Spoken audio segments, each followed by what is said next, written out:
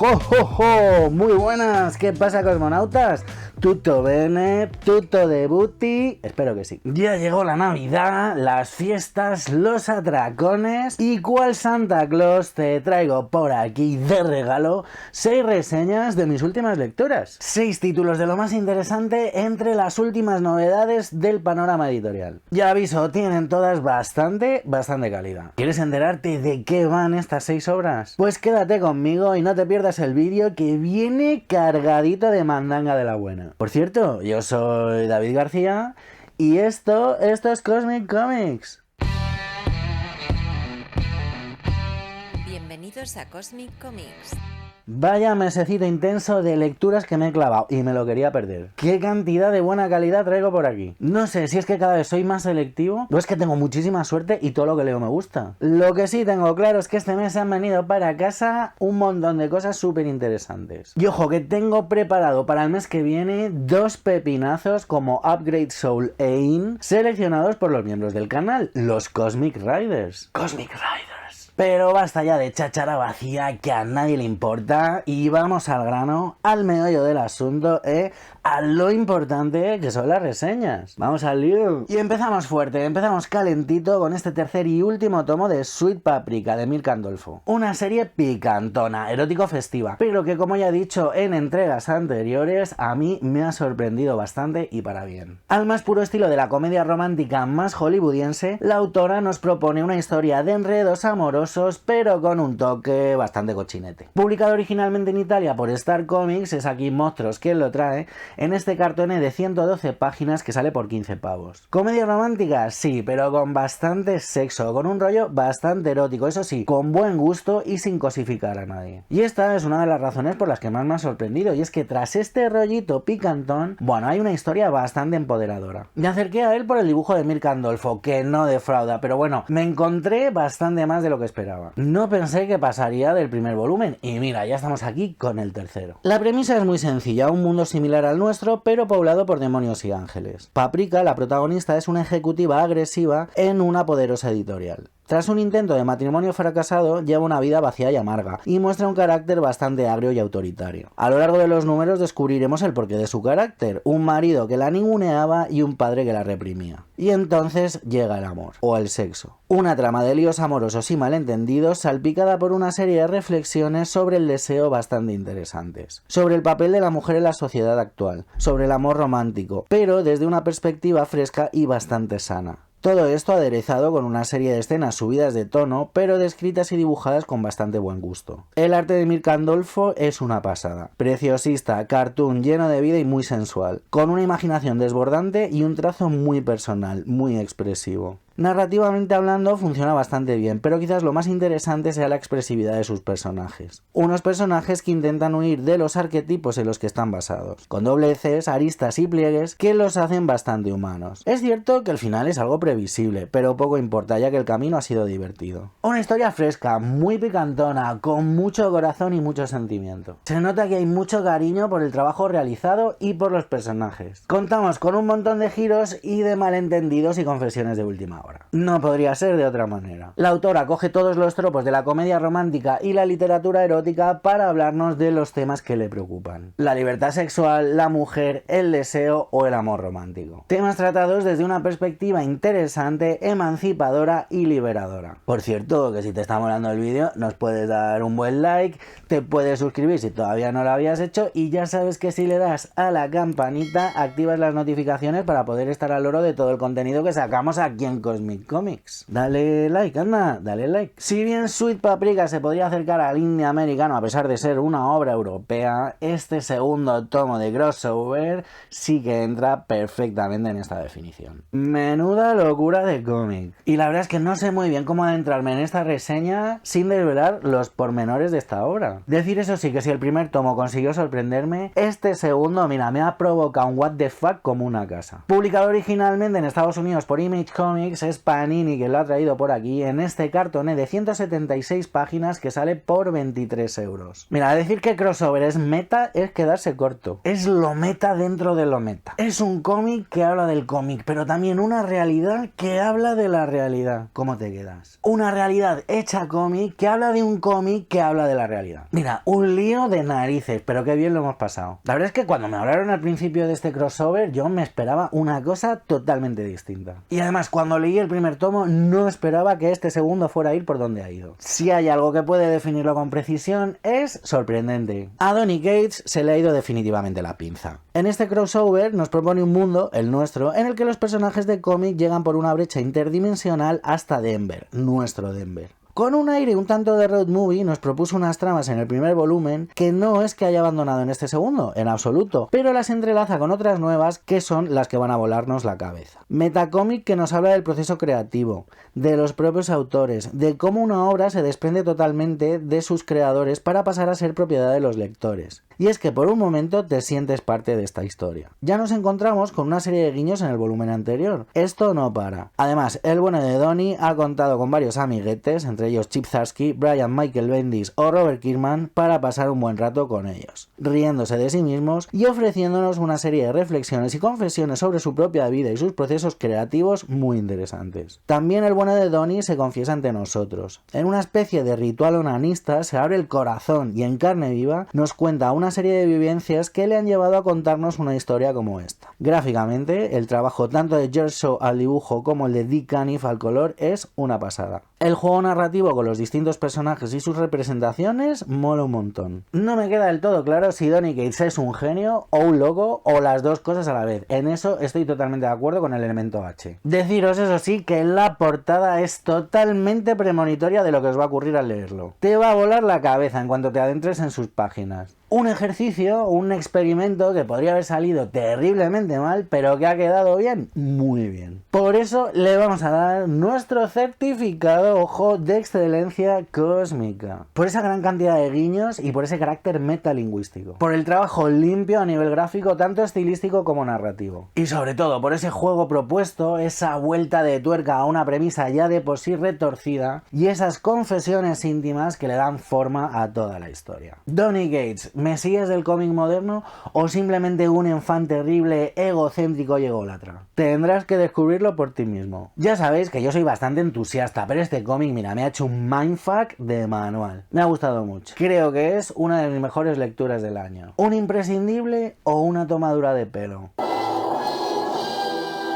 Venga, hay otra cosita indie que traigo por aquí, es este Seaguy de Grant Morrison y Cameron Stewart. Este me lo habéis recomendado varios, Alex de la Balda de Cómics, Paco también me dijo que me lo iba a pasar muy bien con él. ¿Morrisonada? Sí, Morrisonada. Yo la verdad no sé muy bien cómo describir esta obra. ¿Me ha gustado? Sí, mucho. ¿Es una puta locura? Pues también. Publicado originalmente por DC Comics bajo el sello Vértigo, es aquí ECC quien lo trae en esta biblioteca Grant Morrison, en este formato cartoné de 216 páginas que sale por 25 euros. Otra ida de olla del señor Morrison, ojo, como a mí me gustan. Yo me pregunto qué fuma este señor y sobre todo dónde lo consigue. Este volumen incluye dos miniseries de 3 números, Seaguy y Seaguy Slaves of Mickey Eye. Pero ojo, son dos miniseries que no se podrían entender por separado. Una es continuación de la otra y sin la segunda la primera no tiene ningún sentido. Y ojo, que sentido parece que no tiene mucho en un principio, como casi todo lo de Morrison, pero al final las cosas encajan bastante bien. Más allá de las idas de olla, los conceptos extravagantes y las ideas extrañas, bueno, de fondo hay una serie de reflexiones bastante potentes. Hablar de Grant Morrison es hablar de extravagancia. En este caso nos plantea un mundo bastante parecido al nuestro, pero llevado al extremo. Una sátira del mundo actual y también de los cómics de superhéroes. Una sociedad perfecta, esclavizada por una entidad extraña, el Ojo Mickey, con el que no hay que ser un lince para entender el paralelismo con Disney. Un ente que gobierna un mundo en el que ya no son necesarios los superhéroes, y un superhéroe necesitado de aventuras junto a su fiel sidekick Gordy. Como suele ser habitual en los tebeos de Morrison, tenemos una gran cantidad de referencias de la cultura pop y otras no tan pop como esa primera escena con el protagonista jugando al ajedrez contra la muerte, a lo séptimo sello de Bergman. Una idea que se repetirá varias veces ridiculizando el concepto de la propia muerte. De fondo, una historia de amor imposible y una necesidad de insurrección, de disidencia, presente también en la mayoría de los guiones del escocés. El dibujo limpio de Cameron Stewart, con una narrativa pulcra y sencilla, funciona a la perfección en contraposición a la bizarrada que nos quiere contar el guionista, que, entre sin sentido y sin sentido, nos propone varias reflexiones sobre el poder, la psiquiatría, la amistad y el amor, bastante interesantes. Uno de los temas que más me ha interesado, que aunque presente en toda la trama pasa por el de puntillas, es el de la falibilidad de la ciencia, de la historia, ese concepto orwelliano sobre el pasado inventado, sobre la historia escrita por los vencedores y los bulos y mentiras repetidos hasta la saciedad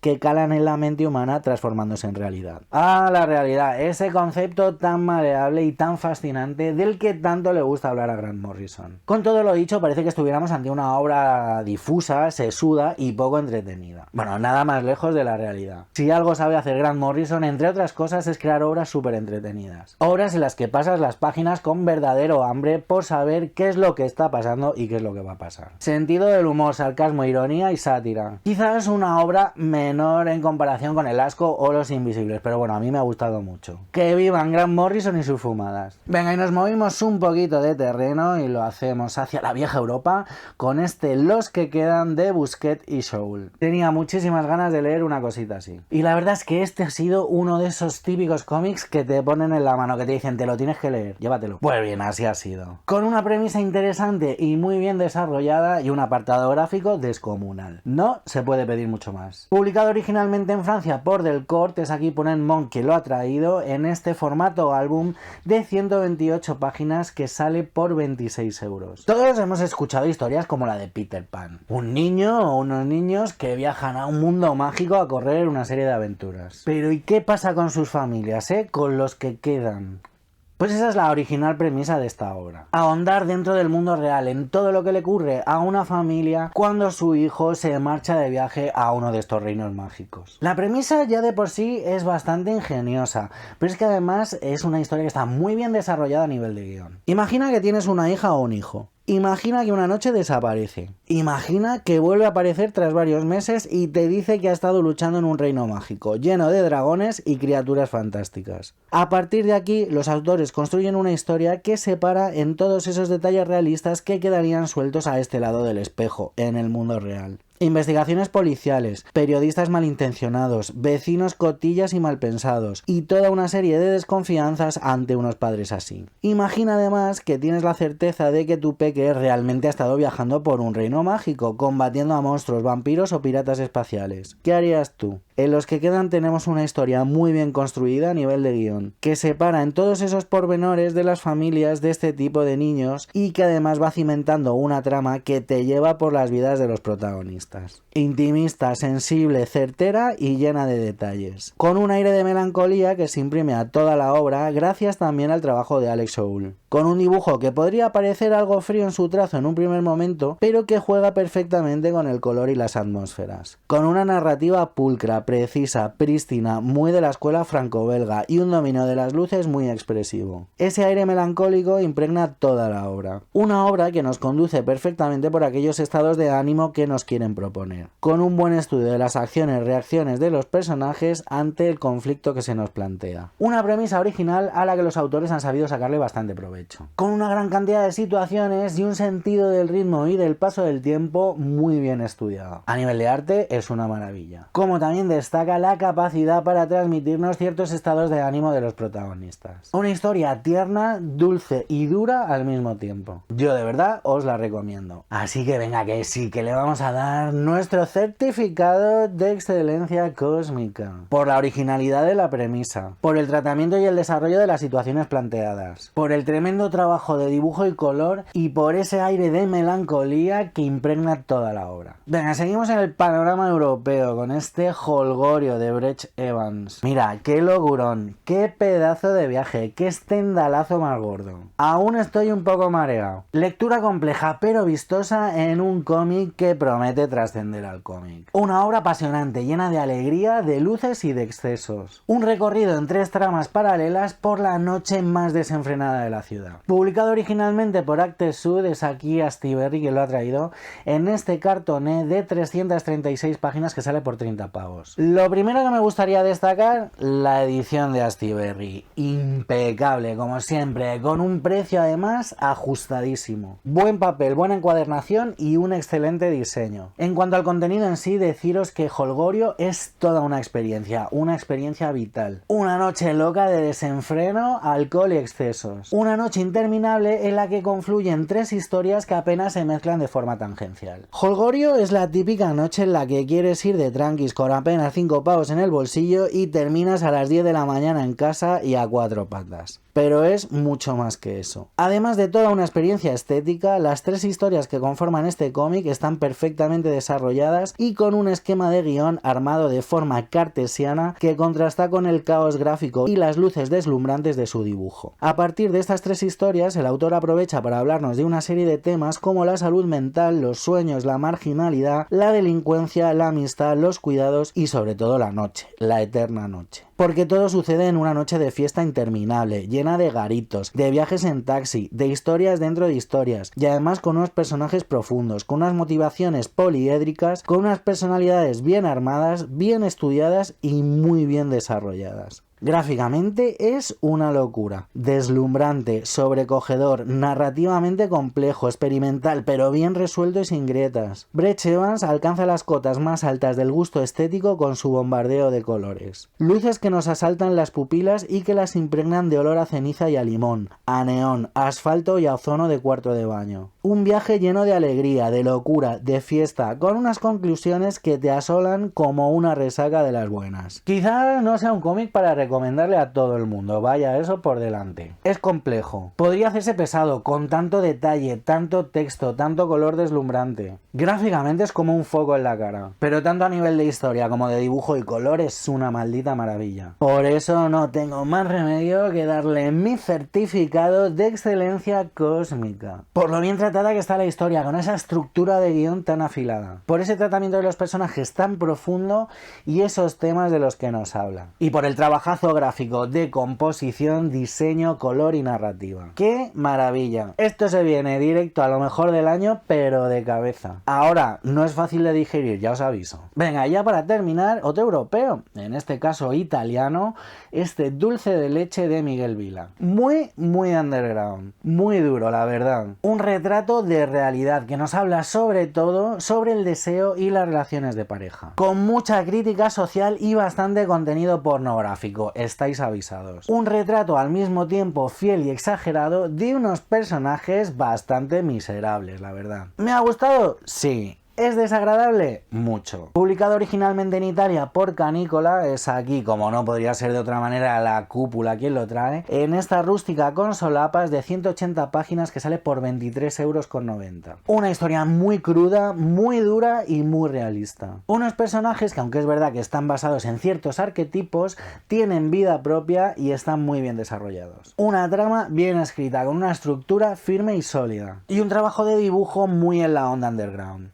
A veces caricaturesco, a veces extremadamente detallista. Me ha dejado regular, pero es verdad que lo he disfrutado muchísimo. Esas contradicciones de la vida. Quizás el secreto sea intentar ponerle algo de distancia al leerlo, pero se hace complicado gracias a la maestría del autor. En Dulce de leche nos vamos a encontrar con la historia de un chaval en esos últimos años de adolescencia. Un chaval que está intentando sacarse el carnet de conducir y que sufre ciertos problemas económicos. Tiene una novia popular, totalmente normativa, con la que ya desde el inicio del cómic vemos que tiene ciertos problemas de entendimiento. Y entonces una tercera persona, totalmente fuera de los márgenes, se inmiscuirá en la relación. Una premisa muy básica, pero a la que se le saca mucho provecho gracias a las acciones dramáticas, al estudio de personajes y un trabajo de narrativa gráfica más que excelente. A partir de esta premisa, el autor nos hablará sobre ciertos temas, ciertas manías, filias y fobias, referencia a Marcor de Fellini incluida, tocando de refilón temas como el feminismo, el clasismo o la gordofobia, pero centrándose sobre todo en el deseo, los celos y las perversiones. Una palabra que no me gusta por el significado peyorativo que tiene y que el autor ni demoniza ni romantiza, algo que se agradece. Perversiones entendidas como gustos distintos a lo común. Gráficamente es un trabajo impresionante. Más allá del desagrado que puedan causar algunas escenas, algunos primerísimos primeros planos, en la más clara tradición underground hay un trabajo de diseño y narrativa que es brutal. Experimental pero certero, arriesgado pero acertado. Unas composiciones de página muy bien pensadas y novedosas. Un trazo fino y limpio, lleno de detalle que no hace ascos a la caricatura cuando es necesario. Reitero la dureza de esta historia, no apta para paladares sensibles. Es directo, feísta, rudo, pero muy certero. Sin juicios de valor de por medio que empañen una realidad como la planteada, este quizás uno de sus mayores aciertos. Con ese lenguaje underground que tanto me gusta. Y una forma de utilizar el lenguaje del cómic muy pero que muy guay. Así que sí, amiguis, este dulce de leche se lleva también mi certificado de excelencia cósmica. Porque te atrapa entre sus páginas, por muy desagradables que sean algunas escenas